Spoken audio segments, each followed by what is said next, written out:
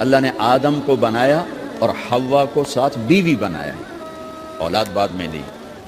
اور ایک اور بات، آدم کو بنا دیا مٹی کا پتلا اکٹھا کر کے، مٹی اکٹھی کر کے پتلا بنا دیا، 40 سال کے بعد روح ڈالی، چال بھائی جا جنت ہے، اور اکیلے بھیج دیا، بیوی نہیں دی۔ حالانکہ اللہ چاہتا تو ساتھ ہی حضرت حوا کی مٹی کا ڈھیر بھی لگا دیتا، اس کا پتلا بھی تھپ دیتا، فرشتوں سے تھپوا دیتا، اور پھر 40 سال کے بعد دونوں کو اکٹھا جنت میں ڈالتا۔ بہت سارے پیغام، اس میں بہت سارے پیغام، تاخیر ساتھ نہیں بنایا، دیر سے بھیجا، انتظار قدر کو بڑھانے کے لیے کہ عورت کی قدر کرنا، کمزور ذات ہے، کمزور مخلوق ہے، قدر کرنا۔ دوسرا، پہلے دن پتلا نہیں بنایا کہ ننگا پڑا ہو، عورت کا پتلا ننگا ہو، مٹی کا ہو، پتھر کا ہو، تو اس میں کیا کشش؟ تو ان مرد کے لیے کشش کوئی نہیں، تو فرشتوں کو کیا کشش تھی؟ پہلے دن سے عورت کو پردے میں بنایا، بے پرد نہیں کیا، بے پرد نہیں کیا، اس کا پتلا نہیں بنایا، اسے ننگا نہیں چھوڑا، اس کو پہلے دن سے کورڈ۔ اور کیسے بنایا؟ فرشتوں کو کی آنکھوں پہ پردہ اور آدم کو سلا دیا۔ آدم علیہ السلام سوئے ہوئے ہیں، فرشتوں کی آنکھوں کے سامنے پردہ ڈال دیا گیا۔ جب آدم اٹھے ہیں، اور ایک اور بات، جنت میں رہ کر بھی آدم علیہ السلام کا دل نہیں لگتا تھا، اداس اداس رہتے تھے۔ اماں آئی تو بابے دا دل لگا، تو اداس رہتے تھے جنت میں۔ جب آنکھ کھلی تو اپنے لیفٹ سائڈ پہ ایک خاتون سر سے لے کر پاؤں تک لباس میں۔ آپ نے سنا ہے نا، یوسف علیہ السلام دنیا میں سب سے خوبصورت ہستی پیدا کیے گئے، یہ مردوں میں، عورتوں میں سب سے خوبصورت حضرت حوا کو پیدا کیا۔ کون ہے؟ کہتے ہیں اللہ کی، اب آدم تیری بیگم کون ہے؟ تیری بیگم۔ نکاح پڑھایا، پھینکا، آدم مہر ادا کرو۔ تو انہوں نے پوچھا کیا مہر دوں؟ تو وہاں تو سونا چاندی ڈھیر لگے پڑے تھے۔ اللہ تعالیٰ کہتے دا من سونا چاہ کے دے دے۔ میرے اللہ نے کہا تیری نسل میں میرا آخری حبیب آنے والا ہے، اس پہ ایک دفعہ درود پڑھ دے، یہ مہر ہے۔ سیدھے ہاتھ میں برکت ہے، پیدا کیا الٹی طرف سے۔ الٹی طرف سے کیوں پیدا کیا ہے؟ کہ الٹی طرف دل ہے، اور دل کے نیچے جو پسلی ہے وہاں سے پیدا کیا۔ اس میں پیغام کیا دیا کہ عورت جس روپ میں ہو، پہلا روپ اس کا بیوی بنا، پھر وہ ماں بنی، پھر اس آگے بیٹی کا روپ ہے، پھر بہن کا روپ ہے، پھر خالہ ہے، پھوپھی ہے، دادی ہے، نانی ہے، ساس ہے۔ جس روپ میں بھی عورت ہے اس کو دل کے قریب جگہ دو۔ یہ دل کے نیچے سے پیدا کرنے میں یہ پیغام دیا گیا ہے، اسے ذلیل نہ کرو، اسے خوار نہ کرو، اسے بے عزت نہ کرو، اس پر شدت نہ کرو۔ پہلا بنیادی رشتہ خامند اور بیوی ہے، اور آخری رشتہ بھی خامند اور بیوی ہے۔ لیکن اس وقت ہمارے معاشرے میں خامند سے زیادہ اس کے ماں باپ حق جتلاتے ہیں، خامند سے زیادہ اس کی بہنیں حق جتلاتی ہیں، خامند سے زیادہ اس کے رشتہ دار حق جتلاتے ہیں، اور جھوٹی سچی شکایتیں لگا کر بیوی سے متنفر کرتے ہیں، اور کہیں بیوی کو خامند سے متنفر کرتے ہیں، آپس میں لڑائی لڑا کے پھر خوش ہوتے ہیں۔ میرے نبی سے پوچھا جائے یا رسول اللہ آپ کو سب سے زیادہ کس سے پیار ہے؟ تو آپ نے کہا عائشہ سے۔ کچھ ہی کہنے کے نہیں، میں پوچھ رہا ہوں لوگوں میں آپ کو کس سے زیادہ پیار ہے؟ تو آپ کہتے ابو بکر سے۔ تو آپ نے پھر کہا ابوہا، مجھے عائشہ کے باپ سے زیادہ پیار ہے۔ پھر پہلے عائشہ کا، تو پھر کہتے ابو بکر۔ تو آپ نے کہا نہیں، ابوہا، مجھے عائشہ کے باپ سے سب سے زیادہ پیار ہے۔ یہ آپ کو میسج دیا ہے کہ گھر کی زندگی کیسے ہوتی ہے، کوئی عشق نہیں چڑھا ہوا تھا، میسج ہے نا۔ ہم عائشہ چھوٹی عمر کی تھیں، ان کو آٹا گوندھ کے دیتے تھے، آٹا گوندھ کے دیتے تھے، پھر جب ان کو آٹا گوندھنا آ گیا پھر چھوڑ دیا، پھر ان کو سامنے بٹھا کر لقمے بنا کے کھلاتے تھے۔ پھر ہم عائشہ رضی اللہ تعالیٰ عنہ کوئی گوشت کا ٹکڑا، وہاں بڑے بڑے گوشت کے ٹکڑے پکائے جاتے تھے، تو کوئی گوشت کا ٹکڑا اٹھایا اور ایسے 2-4 جگہ سے نوچا اور پھر رکھ دیا، سارا کھایا نہیں جاتا تھا، تو اللہ کے نبی اسی کو اٹھاتے اور حضرت عائشہ کو دکھا کر جہاں سے حضرت عائشہ نے نوچا ہوتا تھا وہاں سے یوں کاٹ کے دکھاتے تھے۔ پھر حضرت عائشہ رضی اللہ تعالیٰ نے گلاس اٹھایا پانی پینے کے لیے، جہاں ہونٹ لگائے پہ گلاس رکھ دیا، بڑے بڑے گلاس ہوتے تھے، تو حضرت ہمارے نبی اٹھاتے تھے، جہاں عائشہ کے ہونٹ لگے ہوتے تھے وہاں ہونٹ لگا کے پانی پیتے تھے۔ یہ آپ کو سکھانے کے لیے ہے، اپنے گھر والوں کے ساتھ بیٹھ کے کھانا کھاتے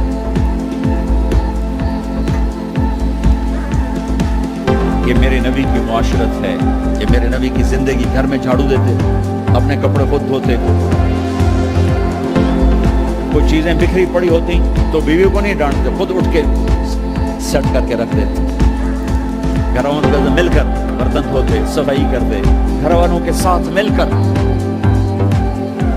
یہ میرے نبی کی ایک خوبصورت زندگی ہے بھائیو بہنوں، ہم بھلا چکے ہیں۔ بیوی کے لیے خامند کو سب سے بڑا حقدار، بعض لڑکیاں ایسی نادانی کرتی ہیں کہ شادی کے بعد بھی اپنے ماں باپ کی آنکھ کو دیکھ کے چلتی ہیں۔ شادی کے بعد سب سے بڑا حق خامند کا ہے، شادی کے بعد سب سے بڑا حق خامند کا ہے۔ ماں باپ پیچھے چلے جاتے ہیں، بہن بھائی پیچھے چلے جاتے ہیں، لیکن یہ نادانیاں بھی دیکھنے کو ملتی ہیں کہ شادی کے بعد بھی ماں باپ اپنی بچی کو اپنے قابو میں رکھنے کی ترتیبیں سوچتے ہیں تو وہ بھی اپنی بچی کا گھر برباد کر دیتے ہیں۔ میرے نبی سے پوچھا گیا یا رسول اللہ، عورت پر سب سے زیادہ کس کا حق ہے؟ تو آپ نے فرمایا اس کے خامند۔ ایک خاتون ہے، یا رسول اللہ میری شادی ہو رہی ہے تو میرے اوپر میرے خامند کا کیا حق ہے؟ تو آپ نے ارشاد فرمایا تیرے خامند کے جسم پر زخموں میں پیپ پڑ جائے اور تو اپنی زبان سے چاٹ کے زخم صاف کرے تو نے اپنے خامند کا حق ادا نہیں کیا۔ خامند کو سمجھایا کہ سب سے بہترین مسلمان وہ ہے جو بیوی سے اچھا سلوک کرے، اور میرا سب سے اچھا سلوک ہے اپنی بیویوں کے ساتھ، یعنی قاب قوسین او ادنا آپ کا مقام ہے۔ اللہ پاک کا دیدار اپنی آنکھوں سے کیا ہوا ہے، اور آپ ہمیں معاشرت سکھا رہے ہیں کہ ایک جہاد کے سفر سے واپس آ رہے ہیں، ہم عائشہ ساتھ ہیں، تو آپ نے صحابہ سے کہا بھئی آگے چلے جاؤ، سارے آگے چلے گئے۔ جب سارے نظروں سے غائب ہو گئے تو آپ نے کہا عائشہ دوڑ لگاؤ گی میرے ساتھ؟ عائشہ نے نہیں کہا، میرے نبی نے کہا دوڑ لگاؤ گی؟ آج کل کا کوئی علامہ بھی یہ نہیں کرے گا، عائشہ دوڑ لگاؤ گی میرے ساتھ؟ ہاں جی لگاؤں گی۔ تو دوڑ لگائی تو عائشہ فرماتی میں آگے نکل گئی، اللہ کے نبی پیچھے رہ گئے، چاہے آپ جان بوجھ کے آستہ ہوئے ہوں ان کی دلجوئی کے لیے۔ کچھ سال گزر گئے، پھر جہاد کے سفر سے واپسی ہو رہی ہے تو آپ نے صحابہ سے کہا بھائی آگے چلے جاؤ، تو سارے آگے چلے گئے، غائب ہو گئے۔ عائشہ دوڑ لگائیں؟ کہیں لگائیں؟ تو فرمایا کہ ان دنوں میں ذرا موٹی ہو گئی تھی، جب دوڑ لگائی تو اللہ کے نبی آگے نکل گئے، تو پھر آپ نے کہا عائشہ ہذہ بتلک، عائشہ اب تیرا میرا حساب برابر ہو گیا، اس دفعہ تو آگے نکل گئی، آج میں آگے نکل گیا۔ یہ میرے نبی کی معاشرت ہے کہ بھری محفل میں کہہ رہے ہیں مجھے عائشہ سے سب سے زیادہ پیار ہے۔ اور عرب میں عیب تھا، جیسے ہمارے ہاں بھی عیب ہے کہ کوئی بھری محفل میں کہ مجھے بیوی سے سب سے زیادہ پیار، تو تیری ماں کتنے گئی؟ ماں کا اور خانہ ہے، بیوی کا اور خانہ ہے، ماں کی اور جگہ ہے، بیوی کی اور جگہ ہے۔ تو میں آپ سب سے کہتا ہوں ماں باپ کی وجہ سے بیویوں پہ زیادتی نہ کرو، بیوی کی وجہ سے ماں باپ پہ زیادتی نہ کرو۔ بڑے ہو تو بڑے بنو، ہمارے نبی تھے، آپ سسر بھی ہیں نا، آپ نے 4 بیٹیوں کی شادیاں، 2 تو ایک ہی کو دے دی، عثمان کو، رقیہ اور ام کلثوم رضی اللہ تعالیٰ عنہما حضرت عثمان کے نکاح میں، ابو العاص رضی اللہ تعالیٰ عنہ کو زینب، اور سب سے پیاری محبوب بیٹی حضرت علی رضی اللہ تعالیٰ عنہ۔ باقی 3 نکاح بڑے سادہ کیے، حضرت فاطمہ کا نکاح بڑے دھوم دھام سے کیا۔ ان کا رشتہ لے کر صدیق آئے، یا رسول اللہ میں خواہش مند ہوں آپ چپ رہے۔ پھر حضرت عمر بعد میں گئے، یا رسول اللہ میں خواہش مند ہوں آپ چپ رہے۔ تو عبد الرحمن بن عوف رضی اللہ تعالیٰ نے حضرت علی سے کہا علی تو جا، تجھے دے دیں گے۔ کہنے کہ میں تو بہت غریب ہوں، مجھے کہاں دیں گے؟ حضرت علی کا ذاتی گھر بھی نہیں تھا، کسی سے ایک کوٹھا مانگ کے اس میں رہ رہے تھے مدینہ میں۔ کہا نہیں تو جا جا۔ تو یہ مسجد میں پہنچے، اللہ کے نبی کو دیکھا تو ایسا روب طاری ہوا کہ بولے ہی کچھ نہیں۔ اللہ کے نبی کو تو پتہ ہے کہ کیا ہے اور کس لیے ہے۔ تو آپ نے کہا علی کیسے آئے؟ چپ۔ کہا لگتا ہے فاطمہ کے رشتے کے لیے آئے ہو؟ جی ہاں۔ تو آپ نے کہا انشاءاللہ، اتنا کہا انشاءاللہ، اور چپ ہو گئے۔ تو حضرت علی چپ کر کے اٹھ کے باہر آ گئے، صحابہ باہر کھڑے ہوئے تھے۔ تو کہنے لگے یار دیکھا نا، میں تمہیں پہلے ہی کہتا تھا مجھے نہ بھیجو، انکار ہو گیا، بولے ہی کچھ نہیں۔ تو حضرت عبد الرحمن بن عوف کہنے لگے جنہوں نے بھیجا تھا کچھ تو کہا ہوگا، کہ بس انشاءاللہ کہا تو اللہ کے بندے ہاں ہو گئی، نبی کی انشاءاللہ ہاں ہوتی ہے، یہ ہاں کیوں نہیں کی؟ سبحان اللہ، اللہ اکبر، یہ ہاں کیوں نہیں کی؟ گھر گئے، فاطمہ علی کا رشتہ آیا ہے کر دوں، اس لیے ہاں نہیں کی۔ ہم تو بیٹیوں سے پوچھتے ہی نہیں، ایپ سمجھتے ہیں بیٹیوں سے پوچھنا. یہ میں گاں نو بن چھڑیا قلعے نال، ایویں اسی دیاں نو بن چھڑنے قلعے نال. مجھے ایک اپنی مطلب برادری لیول کے ایک خاتون کا فون آیا کہ مولانا پڑھایا مجھے لاہور میں اچھے کالجوں میں، اور میری منگنی کرتے وقت مجھ سے پوچھا ہی نہیں، اور ایک شرابی سے منگنی کر کے مجھے اطلاع دی سی تیری منگنی کر چھڑی ہے، فلانی تاریخ نو تیرا نکاح بھی ہونا ہے. مجھے آج تک گلہ ہے. پوچھ لیتے، اگر نہیں پوچھا تھا چلو میں نہ ساڑھے پنجاب وچ کوئی نہیں پوچھ دے، گاں موج دی طرح ٹور چھڑ دین، تو چلو اتنا تو ویکھ لیندے بھی کم از کم شراب تو نہ پیندا ہویا. ایک شرابی نال میرا نکاح کر چھڑ، ساری زندگی اڈیاں رگڑ رگڑ میری گزر گئی. علی جیسا رشتہ آیا ہو تو اوپر سے حکم بھی آ چکا ہو کہ علی کو ہی دینا ہے، اور پھر آپ فاطمہ سے پوچھیں فاطمہ تیرا رشتہ آیا ہے علی کا کر دوں؟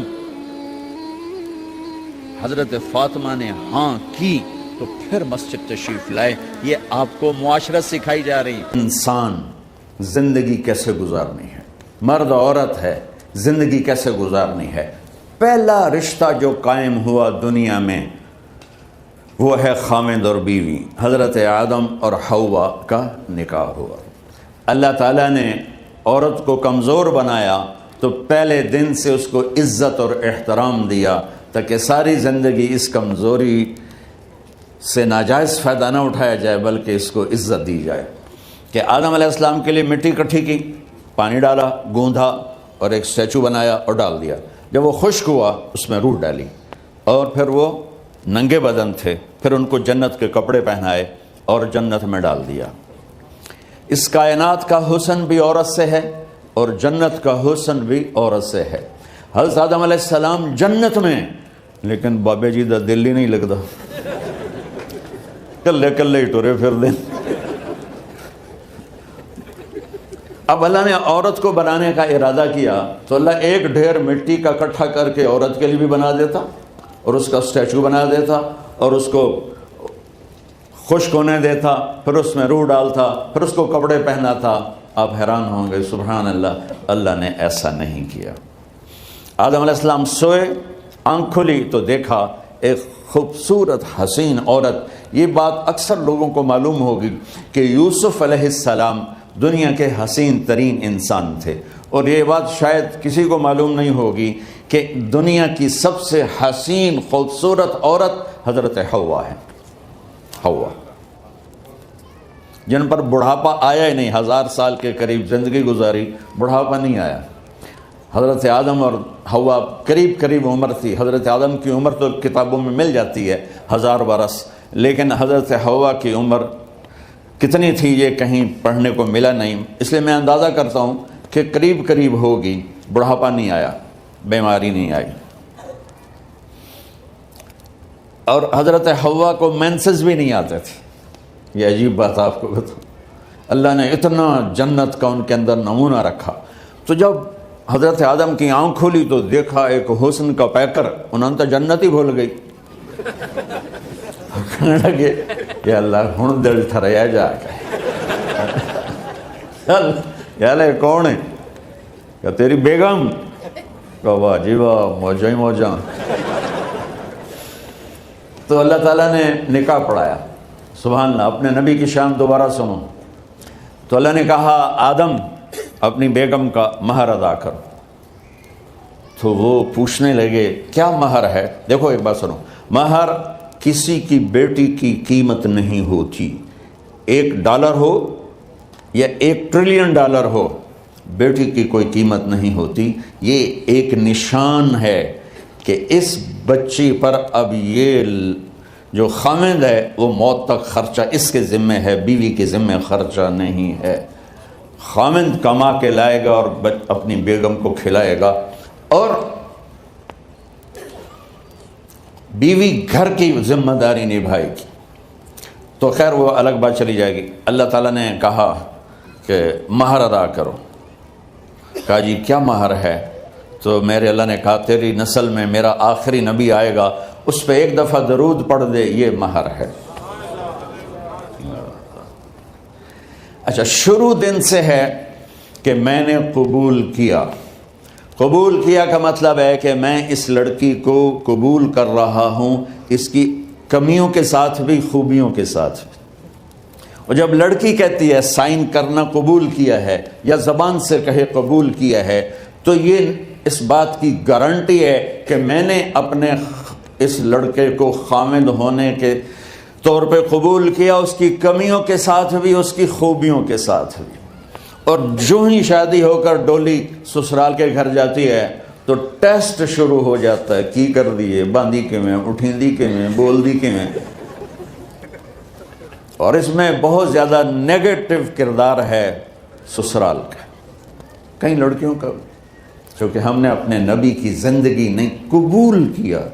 یہ واجب ہے کہنا قبول کیا، کہ جس میں پیغام ہے کہ اب میں اس کی میں کوئی کمی ہے وہ بھی قبول کروں گی، کوئی خوبی ہے تو سر ماتھے پر۔ اور لڑکا کہتا ہے کہ میں اسے قبول کرتا ہوں، اس کی خوبیوں کے ساتھ بھی، کمیوں کے ساتھ بھی۔ یہ بات یاد رکھنا، پرفیکشن کبھی تلاش نہ کرنا، پرفیکشن کبھی تلاش نہ کرنا۔ اللہ نے 100 نمبر نہیں مانگے، 51، ایک نمبر اوپر ہو گیا۔ گناہ تمہارے 50 ہیں اور نیکی تمہاری 51 ہے، تو اس ایک پر ہم تمہیں جنت میں ڈال دیں۔ اب کوئی خامد اپنی بیوی میں پرفیکشن دیکھنا چاہے، بیوی اپنے خامد میں پرفیکشن دیکھنا چاہے، ساس سسر اپنی بہو میں، ساس سسر اپنے داماد میں، بھائی اپنے بھائی میں، ماں باپ اپنی اولاد میں، اولاد اپنے ماں باپ میں، جہاں یہ نظر ہوگی تو وہاں لڑائی ہوگی۔ کمیوں کے ساتھ قبول کرو۔ قبول کا لفظ اتنا واجب ہے، تو ڈر تو پھر بہ گئی کہیں نا۔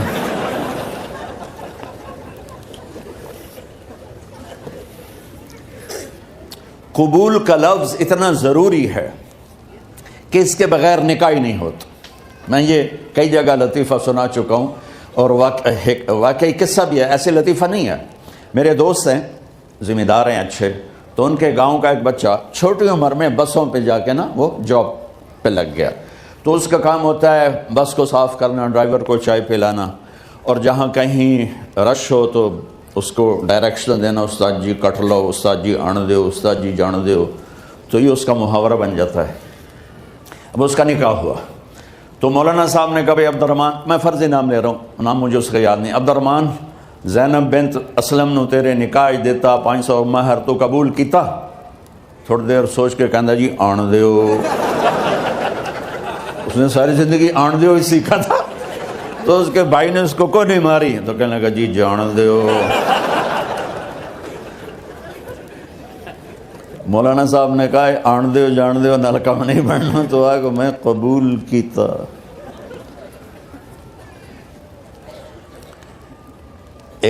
یہ بھی صحیح واقعہ سنا رہا ہوں۔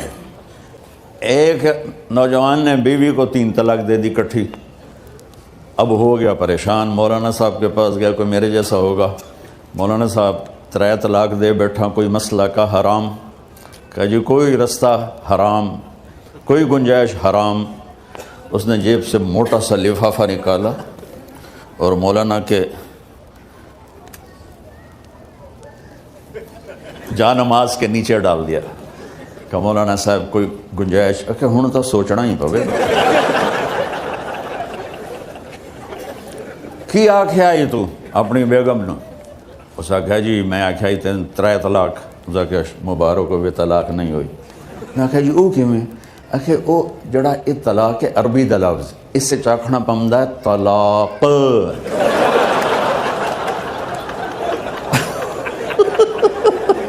یہ آپ کو صحیح واقعہ سنا رہا ہوں۔ تو تم نے تو چھوٹے کاف کے ساتھ کہا ہے طلاق، او کاف تا کتے آلا ہے، موجاں کر، ایک لفافہ ہو راوے تو چاہے ساری زندگی دا حلال کر دے۔ لفظ قبول اتنا ضروری ہے۔ تو میرے نبی نے 11 شادیاں کی، اللہ کی قسم شوق کی نہیں تھی۔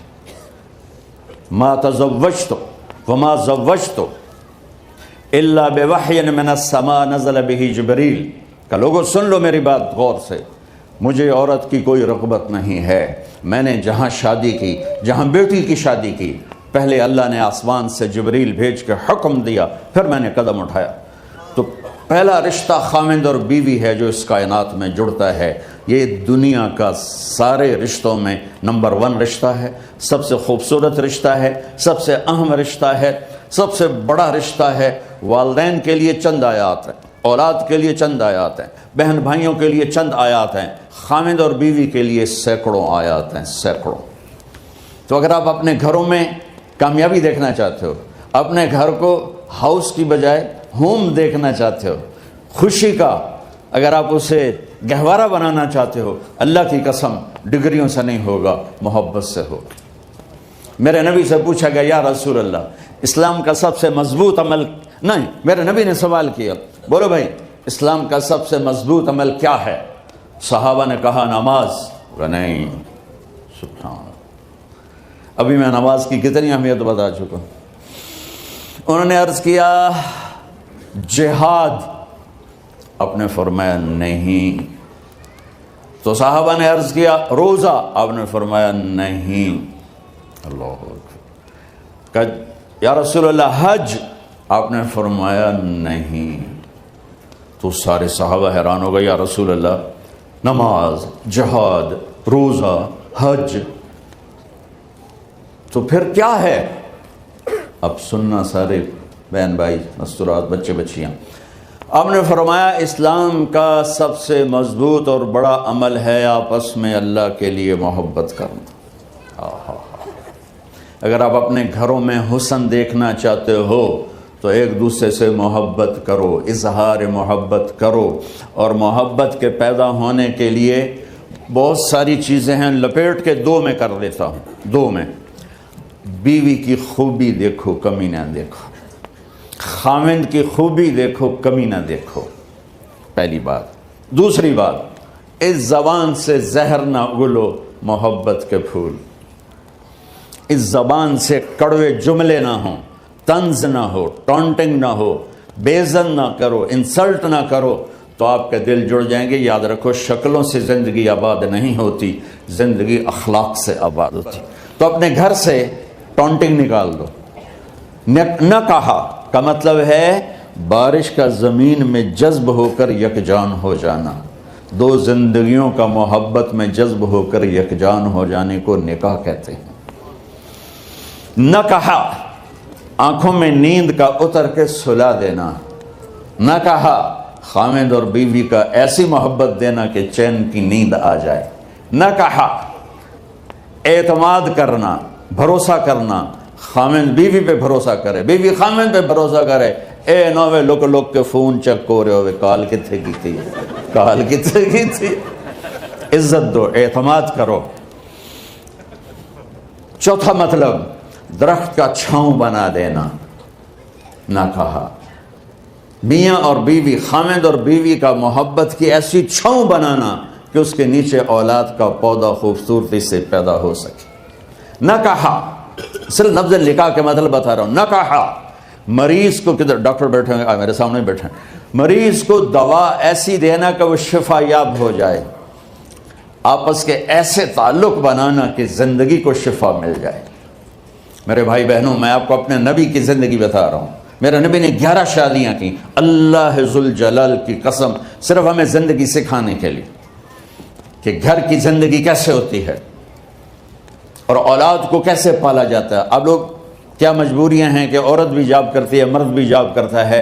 عورت کی سب سے بڑی جاب اپنی نسل کو پالنا ہوتا ہے۔ جب یہاں ٹائم نہیں ملتا بچے کو، نہ ماں سے ملتا ہے نہ باپ سے ملتا ہے، تو پھر وہ جنگل کا پودا بن جاتا ہے۔ یہ تو وینکوور ہے، فیصل آباد کی بات سناتا ہوں۔ میرے بچے جس اسکول میں پڑھتے تھے ان کے پرنسپل سے میری دوستی تھی، میں ملنے گیا ایک دن، تو کہنے لگے جی عجب واقعہ ہوا ہے کہ یہاں 2 بچے پڑھتے ہیں، ان کی ماں بھی ڈاکٹر ہے اور باپ بھی ڈاکٹر ہے۔ تو وہ دونوں آئے ہیں میرے پاس کہ ہمارے بچوں نے 3 دن ہو گئے ہیں گھر میں کھانا نہیں کھایا، تو ہم پریشان ہیں، ہمیں بتاتے نہیں، کائنڈلی آپ پوچھ کے بتائیں کہ وہ کھانا کیوں نہیں کھا رہے۔ ایک باری کر کے بھی دکھا دو۔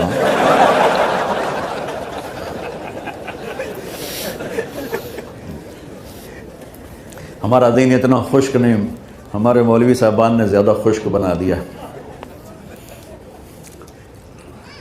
تو انہوں نے دونوں بچوں کو بلایا. سننا سارے فیملیز بیٹھے ہو, جہاں میں فیملی کی زندگی کو فوکس کر کے نبی سے جوڑ کے بتا رہا ہوں, طارق جمیل کے تجربے نہیں بتا رہا.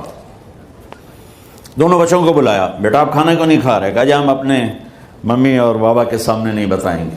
تو انہوں نے دونوں کو باہر بٹھا دیا. پھر پوچھا اب بتاؤ کیا مسئلہ ہے؟ ان کا سر ہم صبح جب ناشتہ کرتے ہیں تو ہمارے ممی ڈیڈی سو رہے ہوتے ہیں, ہماری ان سے ملاقات نہیں ہوتی.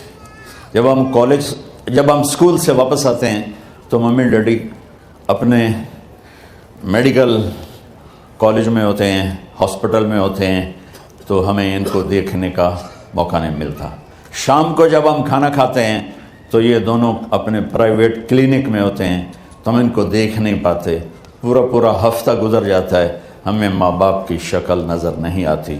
تو ہم نے اسٹرائک کی ہے کہ ایسے ماں باپ کی روٹی کیا کھانی جو اپنی شکل بھی نہ دکھا سکیں.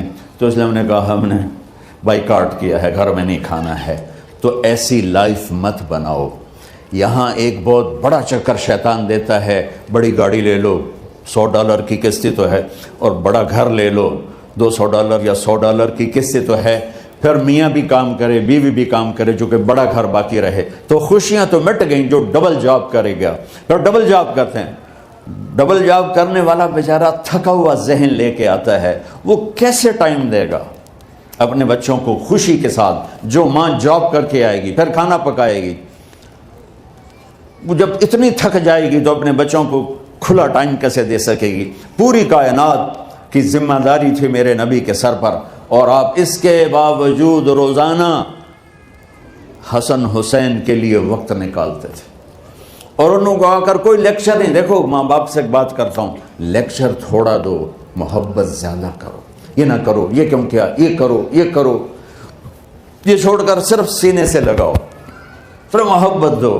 کمیوں سمیت بچوں کو قبول کرو, ان کی زندگی تبدیل ہو جائے گی.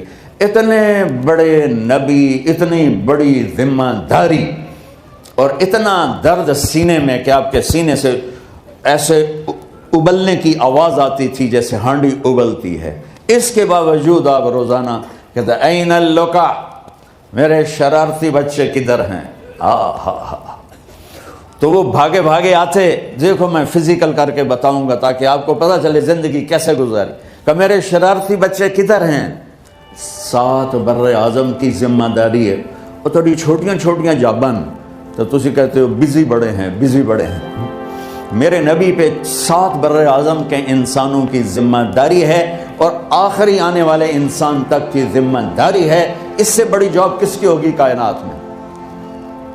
اور پھر آپ روزانہ آتے ہیں این اللقا, میرے شرارتی بچے کدھر ہیں؟ تو حسن حسین بھاگے بھاگے آتے. آپ ان کے لیے یوں ہو جاتے تھے, آؤ بھائی میری کمر پہ چڑھ جاؤ. اپنے نبی کی عظمت کو جانو کہ انہوں نے زندگی کیسے سکھائی. چاند کے 2 ٹکڑے کر دینا کوئی معمولی بات ہے, آسمان چیر کے چلے جانا معمولی بات ہے, ایک زندگی سکھا کے جانا سب سے بڑی بات. کتنی اولادیں برباد ہو گئی ماں باپ کی وجہ سے, کتنے گھر اجڑ گئے ساس سسر کی وجہ سے, کتنے گھر اجڑ گئے لڑکی کے بدتمیز ہونے کی وجہ سے, کتنے گھر اجڑ گئے لڑکے کے شرابی اور باہر کی گندگی کی وجہ سے. زندگی سیکھو. یہ اتنے بڑے نبی ہو کر آپ یوں ہو رہے ہیں جیسے میں نے آپ کو کر کے دکھایا. دونوں کو اوپر بٹھا لیتے اور کمر میں چکر لگاتے تھے, پھر یوں کر کے پوچھتے تمہارا اونٹ کیسا ہے؟ پھر دونوں کو اتار لیتے اور اپنی نواسی زینب جن کو حضرت علی کی وراثت ملی, کس کی؟ علم کی, فصاحت اور بلاغت کی, ان کو کمر پہ بٹھا لیتے اور اکیلی زینب کو پورے گھر میں چکر لگواتے تھے. اور بھی دکھ ہیں زمانے میں محبت کے سوا, راحتیں اور بھی ہیں وصل کی راحت کے سوا. کیا صرف کمانا ہی کام ہے؟ ادھار کی زندگی سے بچو, خوش و خرم رہو. اس کو قسط دینی ہے, یہ قسط دینی ہے, یہ قسط دینی ہے, یہ دینی ہے. سر میں درد نہیں ہوگا تو اور کیا ہوگا؟ تو آپ اتنے بڑے عظیم ہو کر وقت نکال رہے ہیں. اور حضرت ابو ہریرہ فرماتے ہیں میری آنکھوں نے دیکھنا سارے کہ آپ نے کبھی حسن کبھی حسین یہاں جیسے مائیں کرتی ہیں ادھر کھڑا کیا ہوا ہے اور جھولا جھولا رہے ہیں ایسے، اور ان کے دونوں ہاتھ پکڑ کر کہہ رہے ہیں آ جاؤ اوپر، آ جاؤ اوپر، آ جاؤ، آگے پہاڑی ہے، اوپر آ جاؤ، آگے پہاڑی ہے۔ تو ایسے ایسے آتے اور اوپر آؤ، وہ یہاں آ جاتے، آگے آؤ، وہ یہاں آ جاتے، آگے آؤ، وہ یہاں آ جاتے، تو پھر آپ یوں ہو جاتے، آگے آؤ، تو چڑھتے چڑھتے یہاں آ جاتے، یہاں وہ یہاں آ جاتے، تو آپ ان کے ہاتھ فکس کر کے آگے بڑھ کر ان کے ہونٹوں کا بوسہ لیتے اور کہتے یا اللہ میں ان سے پیار کرتا ہوں، تو بھی ان سے پیار فرما۔ بھائیو اللہ کی قسم، پیسے سونے چاندی سے زندگی میں خوبصورتی نہیں آتی، نبی کی غلامی سے زندگی میں خوبصورتی آتی ہے۔ اتنے بڑے نبی ہیں اور حضرت عائشہ سے کہہ رہے ہیں دوڑ لگائیں۔ یہاں کسی مولانا سے پوچھو اپنی بیوی سے کبھی کہا اس نے کہ دوڑ لگائیں؟ الٹا سوٹا لے تو کھلو جائے گا۔ عائشہ دوڑ لگائیں، اور واپسی کہاں سے ہو رہی ہے؟ دوڑ کہاں لگ رہی؟ جہاد کے سفر سے واپسی ہو رہی۔ اور آپ نے اپنے صحابہ سے کہا سب آگے چلے جاؤ۔ جب سارے آگے چلے گئے اور کوئی نظر نہیں آ رہا تو آپ نے کہا عائشہ آؤ دوڑ لگائیں۔ تو حضرت عائشہ کہتی ہم نے دوڑ لگائی تو میں آگے نکل گئی لیکن ابھی پیچھے رہ گئے۔ کچھ سال گزرے تو پھر ہم سفر سے واپس آ رہے تھے تو آپ نے صحابہ سے فرمایا سب آگے چلے جاؤ۔ آپ نے کہا عائشہ دوڑ لگائیں، یہ لگائیں۔ کون دنوں میں ذرا موٹی ہو گئی تھی تو پھر اللہ کے نبی آگے نکل گئے، میں پیچھے رہ گئی۔ تو آپ نے کہا عائشہ ہذہ بتلک، آج تو اور میں برابر تیلیں مانگتا ہے اور مجھے مثالیں دیتا ہے اور مجھے کہتا ہے اس پرانی ہڈی کو کون زندہ کرے گا جو سرما بن گئی؟ قل یحییھا الذی انشأھا اول مرہ، بتاؤ میرے حبیب کہ اسے وہ زندہ کرے گا جس نے اسے بنایا اور پیدا کیا تھا۔ وہو بکل خلق علیم، ہر مخلوق پر اس کی نظر ہے، اندھیرا اجالا برابر ہے، اوپر نیچے برابر ہے، زمین کا اندر زمین کا اوپر برابر ہے، سمندر کے اوپر سمندر کے نیچے برابر ہے۔ 800 میٹر کے بعد سورج کی روشنی سمندر کے اندر سفر نہیں کر سکتی، 800 میٹر کے بعد نیچے اندھیرا ہے، کالی رات ہے، اوپر 12 بجے کا سورج ہے اور آسمان صاف ہے اور چمکتی دھوپ ہے، اور سمندر میں 800 میٹر کے بعد اندھیرا ہے اور اس میں کھرب ہا کھرب ملین ٹریلین اللہ مچھلیوں کو پیدا بھی کرتا ہے، زندگی بھی دیتا ہے، رزق بھی دیتا ہے، موت بھی دیتا ہے، غذا بھی پہنچاتا ہے۔ کسی ایک سے ایک لمحے کے لیے میرا رب غافل نہیں ہے۔ لا یعزب عن ربک من مثقال ذرہ، ایک ذرے سے ایک ذرہ بھی تیرے رب کی نظر سے چھپ نہیں سکتا۔ اینما تکونوا یأت بکم اللہ جمیعا، جدھر جاتے ہو چلے جاؤ، اللہ کھینچ کے واپس لائے گا، اپنے سامنے کھڑا کرے گا۔ تو موت کے بعد کیا ہے؟ میں مختصر ہر چیز کا جواب قرآن سے دے رہا ہوں۔ موت کے بعد کیا ہے؟ تو میرا رب کہتا ہے یوم نسیر الجبال، میرا رب کہتا ہے پہلے ایک ہے طارق جمیل کی موت اور ایک ہے کل کائنات کی موت۔ ابھی مارتا ہوں ایک ایک کو اور ایک دن ماروں گا سب کو۔ وہ کیا ہے؟ اذا وقعت الواقعہ، اس نے ہونا ہے، لیس لوقعتها کاذبہ، اسے روک کوئی نہیں سکتا، اسے جھٹلا کوئی نہیں سکتا۔ خافضۃ الرافعہ، کچھ اونچے کچھ نیچے۔ کیسے ہوگا؟ اذا رجت الارض رجا، زمین میں زلزلہ، وبست الجبال بسا فکانت ہباء منبثا، اور پہاڑ تھر تھرائے کپ کپائے اور ریزہ ریزہ ہو گئے۔ یہ ایک دن آنے والا ہے، یوم تشقق السماء، آسمان پھٹے گا، اذا السماء انفطرت واذا الکواکب انتثرت واذا البحار فجرت واذا القبور بعثرت، ہر شے اکھڑ گئی، ہر شے کو اکھاڑ پچھاڑ دیا۔ اذا الشمس کورت، سورج، واذا النجوم انکدرت، ستارے، واذا الجبال سیرت، پہاڑ، وَإِذَا الْعِشَارُ عُطِّلَتْ، جانور، وَإِذَا الْبِحَارُ سُجِّرَتْ، یہ تمہارا دو سمندر، یہ سب میرا رب کہتا ہے مٹا دوں گا، ختم کر دوں گا، کچھ باقی نہیں چھوڑوں گا۔ کل من علیہا فان، ہر شے کو فنا ہے، وَيَبْقَى وَجْهُ رَبِّكَ ذُو الْجَلَالِ وَالْإِكْرَامِ، ایک تیرے رب کو بقا ہے، باقی سب کو موت ہے۔ سب کو موت دے کر پھر اللہ ملک الموت سے پوچھے گا، موت کے فرشتے سے کون باقی ہے؟ اللہ کو پتا کون باقی؟ زمین والے مر گئے، آسمان والے مر گئے، پیچھے رہ گئے 4 فرشتے جنہوں نے عرش کو پکڑا ہوا ہے، اور 4 فرشتے جو اللہ کے مقرب ہیں۔ تو اللہ تعالیٰ پوچھے گا کون باقی؟ کہے گا یا اللہ بھائی یہ فرشتے باقی ہیں۔ تو اللہ تعالیٰ فرمائیں گے عرش کے فرشتوں کو موت دے دو، تو دھڑم گریں گے عرش کے فرشتے۔ پھر اللہ تعالیٰ کہا کون باقی؟ تو وہ کہیں گے یا اللہ یہ جبریل میکائیل اسرافیل اور تیرا غلام. تو اللہ تعالیٰ فرمائے گا جبریل میکائیل مر جائیں تو اللہ کا عرش بول پڑے گا, عرش یا اللہ جبریل میکائیل کو بچا لو. تو اللہ تعالیٰ فرمائے گا اسکت فقط کتبت الموت علی من کان تحت عرشی, چپ ہو جاؤ میرے عرش کے نیچے سب کو مرنا ہے. یہ کیا دنیا ہے, یہ کیا دنیا ہے. کس کے پیچھے ایمان کے سودے ہو رہے ہیں, کس کے پیچھے جھوٹ بول بول کے مال بیچے جا رہے ہیں, کس کے پیچھے رشتے اور ناتوں کو توڑا جا رہا ہے, کس کے پیچھے بھائی بھائی سے لڑ رہا ہے. یہ کیا ہے, یہ کیا دھوکہ ہے, یہ دھوکے کا گھر, یہ مچھر کا پر, یہ مکڑی کا جالا. گزر جاؤ اس سے اپنی آخرت کا سامان تیار کرتے ہوئے. تو اللہ کہے گا کون باقی, کہے گا یا اللہ اسرافیل اور تیرا غلام. اسرافیل کے ہاتھ میں وہ سور ہے جو پھونک رہا ہوگا. تو اللہ تعالیٰ کہے گا اسرافیل مر جائے, وہ گیا اسرافیل, اور جو سور تھا وہ اڑ کر جیسے یہ فانوس لٹکا ہوا ہے چھت کے ساتھ, ایسے عرش کے ساتھ جا کر وہ لٹک جائے گا سور. پھر اللہ کہے گا کون باقی, تو اب ملک الموت کی ٹانگیں کانپنے لگ جائیں گے, سب کی روح نکالنے والے کی باری آ گئی کہ اللہ بس اب تو اوپر تو ہے اور نیچے میں ہوں. تو میرا اللہ کہے گا مت, مر جا, تو بھی میری ایک مخلوق, خلق من خلق. تو ملک الموت ایک چیخ مارے گا, ایسی چیخ مارے گا کہ زمین آسمان ہوتے تو پھٹ جاتے, وہ پہلے ہی پھٹ چکے ہیں. سب کو موت دینے کے بعد اللہ کہے گا من کان علی شریکن فلیات, کوئی ہے میرے مقابلے تو آؤ آؤ. من کان علی شریکن فلیات, کوئی میرے مقابلے میں ہے تو آؤ آؤ. من کان علی شریکن فلیات, کوئی میرے مقابل ہے تو آؤ آؤ. کون آئے, سب کو تو موت دے چکا ہے.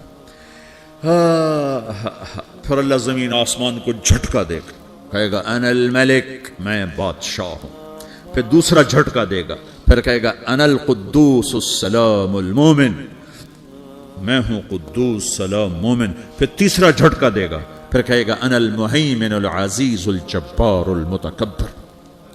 پھر اللہ تعالیٰ کہے گا این الملوک, بادشاہ کہاں ہے, این الجبارون, ظالم کہاں ہیں, این المتکبرون, تکبر کرنے والے کہاں ہیں, لمن الملک اليوم, آج بادشاہ کون ہے, کوئی ہو تو جواب دو. پھر اللہ خود کہے گا للہ الواحد القہار, آج اکیلے اللہ کی بادشاہی ہے, اللہ کی بادشاہی ہے, اللہ کی بادشاہی ہے جسے زوال نہیں, زوال نہیں. عباسی خلیفہ واسق باللہ مرنے لگا 32 سال کی عمر میں. تو جب موت نے, جب بڑا ظالم تھا, بڑے علماء شہید کے اس خلق قرآن کے مسئلہ میں, تو جب موت نے جھٹکا دیا تھا یا من لا یزال ملکہ ارحم من زال ملکہ, اے وہ بادشاہ جس کا ملک ختم نہیں ہو سکتا, اس پہ رحم کر جس کا ملک ختم ہو گیا, ملک ختم ہو گیا. پھر اللہ تعالیٰ کہے گا انی بدأت بالدنیا ولم تکن شیئا وانا الذی اعیدھا, میں نے دنیا کو بنایا, میں نے مٹایا, اب دوبارہ زندہ کروں گا.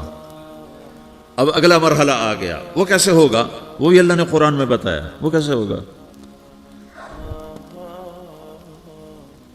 یوم نسیر الجبال, ہم پہاڑوں کو ہٹا دیں گے, سمندر مٹا دیں گے.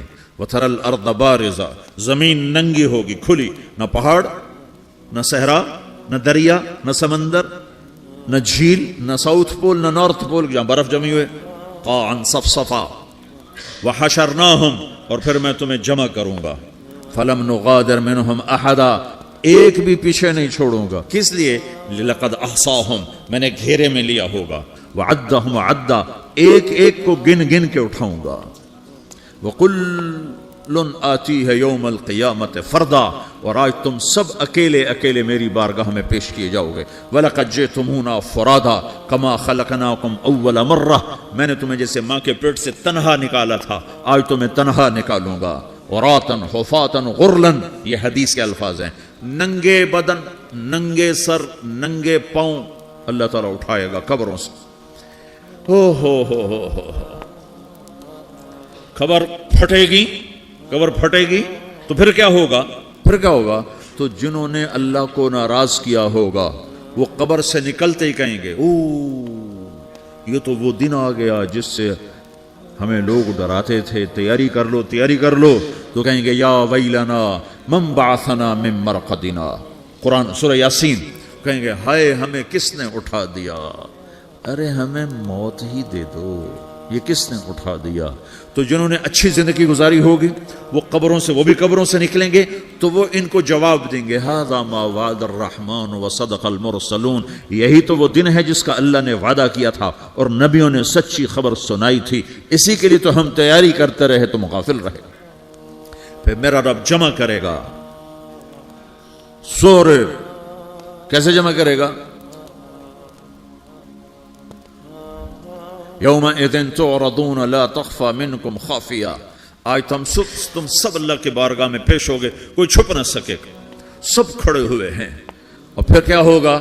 وجاء ربک والملک صفا صفا، پہلے فرشتے آئیں گے، پہلا آسمان، دوسرا، تیسرا، چوتھا، پانچواں، چھٹا، ساتواں آسمان کے فرشتے آئیں گے، پھر میرے رب کا عرش آئے گا، وجاء ربک والملک صفا صفا، میرا رب آئے گا، وَيَحْمِلُ عَرْشَ رَبِّكَ فَوْقَهُمْ يَوْمَئِذٍ ثَمَانِيَةٌ، 8 فرشتوں نے عرش کو اٹھایا ہوا ہوگا، 8 فرشتوں نے، آج اب 4 ہیں، اس دن 8 ہوں گے، انہوں نے اٹھایا ہوا ہوگا، اور وہ اوپر سے نیچے آئے گا اللہ کا عرش، اس کی آواز اور دہشت سے سارا مجمع مرد عورت بے ہوش ہو کے گر جائے گا، سب بے ہوش ہو، کیا نبی، کیا شہید، کیا بڑے، کیا چھوٹے۔ پھر میرے نبی نے فرمایا سب سے پہلے مجھے ہوش آئے گا، سب سے پہلے مجھے ہوش ہے، میں کھڑا ہو کر دیکھوں گا تو موسیٰ علیہ السلام اللہ کے عرش کا پایا پکڑ کے کھڑے ہوں گے۔ تو آپ نے فرمایا مجھے نہیں پتا وہ مجھ سے پہلے بے ہوش میں آئے یا اللہ نے ان کو بے ہوش نہیں کیا، اس بے ہوشی کے بدلے میں جو دنیا میں دے دی تھی، جب انہوں نے کہا تھا تجھے دیکھنا چاہتا ہوں تو اللہ نے کہا نہیں دیکھ سکتے، کب تھوڑا دکھا دے، تو اللہ نے تجلی ڈالی تو 40 دن کے لیے بے ہوش ہو، 40 دن کے بعد ہوش آیا۔ تو سب سے پہلے میرے نبی کو ہوش آئے، پھر باقیوں کو ہوش آئے گا، پھر اللہ سب سے پہلے ابراہیم علیہ السلام کو جوڑا پہنائے گا، اول من یکسا ابراہیم، انبیاء بھی ننگے اٹھائے جائیں گے، تو سب سے پہلے اللہ تعالیٰ ابراہیم علیہ السلام کو کپڑے پہنائے گا، پھر اللہ اپنے فرما، اس کے بعد اللہ تعالیٰ مجھے پہنائے گا، پھر اللہ تعالیٰ اس کے بعد سارے انبیاء کو پہنائے گا، اس کے بعد کون ہے؟ ڈاکٹر صاحب، صدر صاحب، وزیر صاحب، کون؟ اس کے بعد آپ نے فرمایا اللہ مؤذنین کو کپڑے پہنائے گا، مؤذن وہ تمہارے تنخواہ لینے والا، ہر کوئی ڈانٹتا ہے جس کو اذان دیر سے کیوں دی، اذان جلدی کیوں دی، اس کے بعد اللہ تعالیٰ مؤذن کو کپڑے پہنائے گا، پھر اس کے بعد اپنے اپنے درجات کے مطابق اللہ تعالیٰ جس کو چاہے گا پہنائے گا، پھر میرا رب کہے گا یا عبادی انی انصت لکم منذ ان خلقتکم الی یوم احییتکم، میرے بندو میں نے تمہیں پاناما میں پیدا کیا، پیدا ہونے سے موت تک میں نے تمہیں کچھ نہیں کہا، صرف تمہیں دیکھتا رہا، تمہاری سنتا رہا، فالیوم انصتوا لی، آج میں بولوں گا تم سنو گے، هذه صحفکم تقرأ علیکم، ابھی میں تمہاری فائل کھولنے والا ہوں، یوم تبلی السرائر فما له من قوت ولا ناصر، دنیا میں پردے ڈالتا ہوں، رات کو زنا ہو رہا ہے پردے ڈال رہا ہے، رات کو تہجد کوئی پڑھ رہا ہے پردے ڈال رہا ہے، ایک رات کو ننگا ناچ دیکھ رہا ہے اللہ پردے ڈال رہا ہے، ایک رات کو دعائیں مانگ مانگ کے رو رہا ہے اللہ پردے ڈال رہا ہے، ایک جھوٹ بول کے سودا بیچ رہا ہے اللہ پردہ ڈال رہا ہے، ایک سچ بول کے بیچ رہا ہے اللہ تعالیٰ پردہ ڈال رہا ہے، لیکن کہ یوم تبلی السرائر، آج ہم پردے اٹھا دیں گے، ہم کہیں گے وامتازوا اليوم ایھا المجرمون، آج نافرمانوں کو الگ کرتے۔ ہاں، یہ دنیا جزا سزا کی جگہ نہیں ہے، یہ امتحان ہے۔ پھر میرا رب کہے گا جنت آئے، ازلفت الجنت للمتقین، پھر میرا رب کہے گا جہنم آئے، وبرز الجحیم للغاوین، پھر رب کہے گا پل صراط بچھایا جائے، وَإِن مِّنكُمْ إِلَّا وَارِدُهَا، اللہ فرمائے گا ترازو لایا جائے، ترازو، وَنَضَعُ الْمَوَازِينَ الْقِسْطَ لِيَوْمِ الْقِيَامَةِ، پھر میرا رب کہے گا حساب شروع کیا جائے، بلاؤ فلاں بن فلاں کو بلاؤ، یجاء بابن آدم یوم القیامہ فیوقف بین یدی اللہ تعالی کأنہ بزج، ہر آدمی کو، فرشتے، مرد کو، عورت کو اللہ کے سامنے جب کھڑا کریں گے تو ایسے کانپے گا جیسے چھوٹا بکری کا بچہ کانپتا، ایسے کانپ رہا ہوگا ایسے، تو اللہ تعالیٰ کہے گا اعطیتک وخولتک وانعمت علیک ارنی ماذا صنعت فیہا، میرے بندے تجھے پاناما میں بہت کچھ دیا تھا تو آج کیا لائے ہو میرے لیے، دکھاؤ تو صحیح۔ تو جو اسی کے چکر میں پڑا رہا اور آگے کچھ نہ بھیجا، وہ کہے گا یا رب جمعتہ وثمرتہ وترکتہ اکثر ما کان، یا اللہ وہ تو میں وہیں پاناما میں چھوڑ کے آ گیا، اگر اجازت ہو تو میں لے آؤں، تو اللہ کہے گا پاناما تو مٹ چکا ہے، تو میں اپنی طرف سے کہہ رہا ہوں، اللہ تعالیٰ کہے گا نہیں نہیں وہ نہیں، ارنی ماذا قدمت، جو پیچھے چھوڑ کے آئے ہو میں اس کا سوال نہیں کر رہا، جو آج لائے ہو وہ کدھر ہے، لاؤ بھائی، اس کی اچھائی بھی لاؤ، برائی بھی لاؤ، نیکی بھی لاؤ، گناہ بھی لاؤ، اچھا بھی لاؤ، برا بھی لاؤ، جھوٹ بھی لاؤ، سچ بھی لاؤ، آج لاؤ، بندگی بھی لاؤ، غفلت بھی لاؤ، ظلم بھی لاؤ، عدل بھی لاؤ، ہر چیز کو تولو۔ دنیا میں آپ چیزیں تولتے ہو، آخرت میں اللہ عمل تولے گا۔ ہائے ہائے، جس کے عمل گھٹ گئے اور گناہ بڑھ گئے تو اللہ اکبر، ایک فرشتہ اعلان کرے گا، ان فلان ابن فلان قد خفت موازینہ وشقی شقاء لا یسد بعدہ ابدا، فلاں فلاں کا بیٹا، فلاں فلاں کی بیٹی، اس کی نیکیاں گھٹ گئیں، وہ ہار گیا، وہ ہار گئی، اب یہ کبھی کامیاب نہ ہوگا۔ تو اللہ کہے گا خودو ہو، پکڑو۔ تو پولیس آتی ہے، پکڑا، ہتھ کڑی لگاتی ہے، تو اللہ کی پولیس آئے گی، وہ کیسے پکڑے گی؟ مجھے دیکھو، میری طرف دیکھو، تو اللہ کی پولیس آئے گی تو مجرم کو یہاں سے پکڑے گی، یہاں سے، یہاں ہاتھ ڈالیں گے، یہاں، اور اس کو ایسے کھینچیں گے، ٹھک، تو اس کا پورا جبڑا باہر نکل جائے گا، تو ایسے گرے گا چکر کھاتا ہوا، پھر اٹھ کر کہے گا رحم کرو، رحم کرو، رحم کرو۔ وہ کہیں گے رحمان نے رحم نہیں کیا، ہم کیسے کریں؟ تو سرابیلہم من قطران، آگ کا لباس پہناؤ، وتغشی وجوہہم النار، آگ کی ٹوپی پہناؤ۔ یوم نسوق المجرمین الی جہنم وردا، انہیں بھوکے پیاسے آگ میں ڈال دو۔ یوم نحشر المتقین الی الرحمن وفدا ونسوق المجرمین الی جہنم وردا۔ نیکوں کے جانے کا طریقہ اور ہوگا، نافرمانوں کے جانے کا طریقہ اور ہوگا۔ کوئی عورت غلط ہوگی، ہار جائے گی، تو اس کو منہ میں ہار نہیں ڈالیں گے، اس کو سر کی چوٹی سے پکڑیں گے، بالوں سے، اور اس کو سے جھٹکا دیں گے، تو ایسے کلا بازیاں کھاتی ہوئی گرے گی، کہے گی رحم کرو، رحم کرو۔ وہ کہیں گے رحمان نے رحم نہیں کیا، ہم کہاں سے رحم کر۔ یہ ہارے ہوئے لوگ ہیں، یہ سب کچھ ہونے والا ہے، یہ سب کچھ ہونے والا ہے۔ اور اگر اس کی نیکیاں بڑھ جاتی ہیں، اوہو، تو میرا رب اعلان، تو فرشتہ اعلان کرے گا فلاں فلاں کا بیٹا کامیاب ہو گیا، نیکیاں بڑھ گئیں، مبارک ہو، مبارک ہو۔ تو میرا رب کہے گا کیا کہے گا؟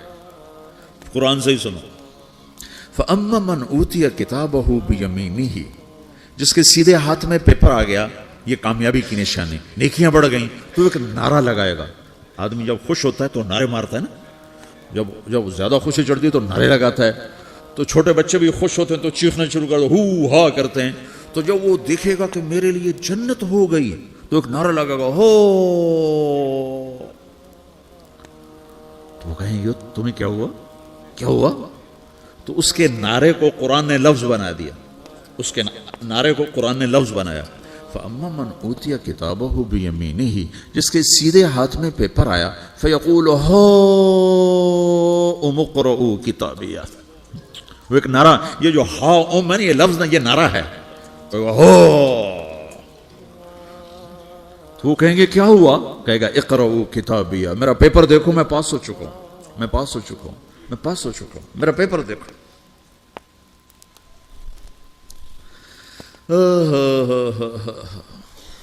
وہ کہے گا تو کیسے پاس ہو گیا؟ کہے گا انی ظننت انی ملاق حسابیہ، مجھے پتا تھا میرا رب پاناما میں میرا ٹیسٹ لے رہا ہے، میں تیاری کرتا رہا، میں خالی ڈالر نہیں جوڑتا رہا، میں تیاری کرتا رہا۔ تو اب اللہ کا جواب آ رہا ہے، اب اللہ کہہ رہا ہے فَهُوَ فِي عِيشَةٍ رَاضِيَةٍ فِي جَنَّةٍ عَالِيَةٍ قُطُوفُهَا دَانِيَةٍ کلوا واشربوا ہنیئا بما اسلفتم فی الایام الخالیہ۔ میرے بندے کو جنت مبارک ہو، میرے بندے کو اعلیٰ زندگی مبارک ہو، عالی شان جنت مبارک ہو، جنت کے تحفے، جنت کے پھل مبارک ہوں، جس کے گچھے لٹکے ہوئے تمہارے سروں کے اوپر مبارک ہوں۔ یہ آپ کے انگور کا گچھا اتنا سا ہوتا ہے نا، دیکھیں نا اتنا سا ہوتا ہے، ابھی روزانہ کھانے پر نظر آتا ہے، اتنا سا گچھا ہوتا ہے۔ تو ایک بدو نے اللہ کے نبی سے پوچھا یا رسول اللہ جنت میں انگور ہیں؟ آپ نے کہا ہیں۔ وہ کہنے لگا ایک گچھا کتنا بڑا ہوتا ہے؟ تو آپ نے کہا ایک کوا ایک مہینہ سیدھا اڑتا اڑتا اڑتا اڑتا اڑتا جہاں پہنچے گا اتنا بڑا جنت کے انگور کا ایک گچھا ہوگا۔